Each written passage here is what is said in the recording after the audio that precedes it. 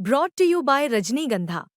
यूं ही नहीं ताज ताज बन जाता है। शिल्पकारों का हुनर और चुनिंदा संगमरमर ताज को नायाब बनाते हैं। कुछ ऐसे ही चुनिंदा जगहों से बस खास ही चुनकर लाता हूँ। कतरे कतरे को मैं हीरे सा परखता हूँ। यूं ही नहीं मैं रजनीगंधा बन जाता हूँ।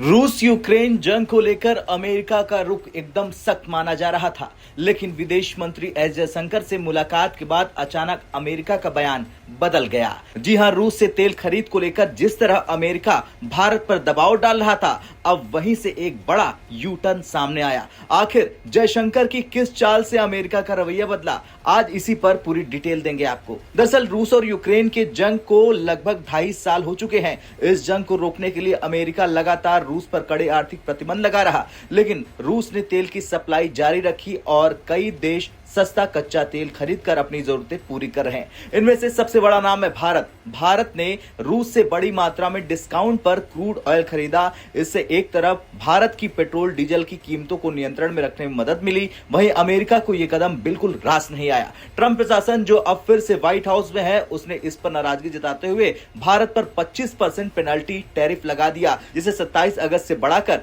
50% कर दिया गया। यह कदम अमेरिका की ओर से साफ संदेश था, या तो रूस से तेल लेना बंद करो या फिर अमेरिकी मार्केट में भारी टैरिफ झेलो। अब अमेरिका के secretary of state Marco Rubio ने एनबीसी से बात करते हुए कहा, राइट नाउ यूरोप के कई देश अभी भी रूस से बड़ी मात्रा में तेल और नेचुरल गैस खरीद रहे हैं, जो एकदम एब्सर्ड है। हमने इंडिया को लेकर पहले से कई कदम उठाए हैं और इसे हम सुलझाना चाहते हैं। उन्होंने ये भी कहा कि ट्रंप राष्ट्रपति के पास और भी सख्त कदम उठाने की ताकत है और वो इस दिशा में सोच रहे हैं, यानी मामला काफी गर्म था। इसके अलावा एबीसी न्यूज को दिए गए एक इंटरव्यू में रूबियो ने साफ कहा कि भारत के साथ ट्रेड डील पर बातचीत का फोकस रूस से तेल खरीदी है। मतलब साफ था, अमेरिका चाहता था कि भारत रूस से तेल खरीदना बंद करे, वरना नई पेनल्टी और टैरिफ्स का सामना करना पड़ेगा। इधर भारत की ओर से विदेश मंत्री डॉक्टर एस जयशंकर और वाणिज्य मंत्री पीयूष गोयल अमेरिका में लगातार मीटिंग्स कर रहे हैं। सूत्रों के मुताबिक जयशंकर ने अमेरिकी नेताओं के सामने भारत की पोजीशन बहुत मजबूती से रखी।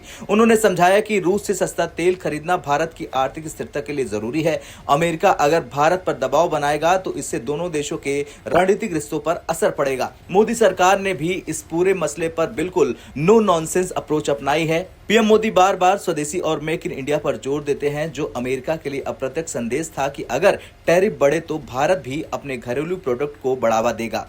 इस मीटिंग के बाद अचानक अमेरिका का टोन बदलने लगा। मार्को रूबियो ने अपने बयान में कहा कि हम इंडिया के साथ इस मुद्दे को सुलझाना चाहते हैं, यानी जो पहले कड़े शब्दों में चेतावनी दी थी, अब उसी में समझौते की बात होने लगी। ये साफ इशारा है कि जयशंकर की कूटनीति कामयाब रही। भारत की मजबूत पोजीशन और बढ़ते अंतर्राष्ट्रीय प्रभाव ने अमेरिका को बैकफुट पर ला दिया। यही कारण है कि अब अमेरिका यूरोप को भी टारगेट कर रहा, क्योंकि कई यूरोपीय देश भी रूस से गैस और ऑयल खरीद रहे हैं, यानी निशाना अब सिर्फ भारत पर नहीं रहा।